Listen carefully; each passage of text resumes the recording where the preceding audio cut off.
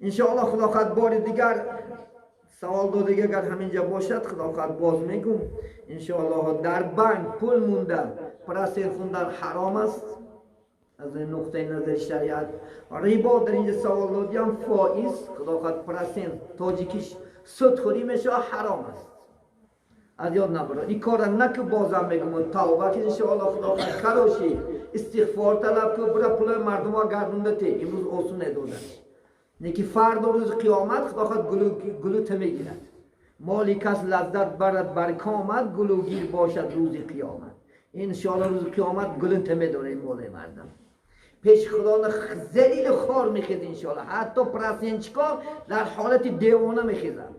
آیت سوره بقره در حالت دیوانه خودی جین میزنه که آدم جندی میشه الان خیلی میکردی پیش الله. ولی همین عذابی طاقتی عذاب نداری انشاءالله خدا خواهد برگرد. توبه که انشاءالله خدا خواهد امروز وقته حلال که انشاءالله خدا خواهد حلال کار کن حلال مهنت که انشاءالله نه در این دنیا عذاب باشه نه در آخرت. علاوه میگم اگر با پرسنت که تو حج بره حجت قبول نیست با پرسنت خیر احسان کنی قبول نیست. بعد این نماز مون خدا خواهد باشی پیش من رو من دکازت کمیده دکازت درکار باشه. من فکتا آیت حدیث آرده پیش نمیپرتم خدا خواهد ای خدا بود ترسی توبه میکنی نه ترسی مسلمان نباشی این پرسنت چه کافی ره نه نبرد. باید مسلمان حرام نخورد. اگر مواد و خیر احسان کنی هیچ کس قبولش نمیکند. خدا نه پیش نه چی نیست اونجا نرفتن سنته. من شیار خدا خواهد پرسوجی میکنم کدام انسان که پرسین میتر دیگه دروازه نمیتر چونکه منم حرام نخوردن بودن کنم.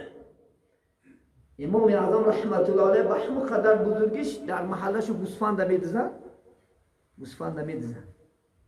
متخصص های گوسفند پا میرفته پرسیدن که همین گو که گوسفند چند سال عمر میبیند گفته دیدن 7 سال عمر تا 7 سال گوشت گوسفند بخشو حرام کرده دیدن که همون حرام نخوریم با پیش الله نجات دیم شما بملولی حرام نخوریم نه ترسیده میخوریم انشاءالله خدا خواهد. انا حضرت ها بینید تا چه اندازه از ترسی خدا پرهیز میکرد. محله گجای توی میشید نمیرفت نمیخوردن گوشت که مواد هوا کشته من نتیه و پیش الله نپگه به عذاب گرفتار شدم عزیزانی من. برای این از خدا ترسیم انشاءالله خدا خواهد.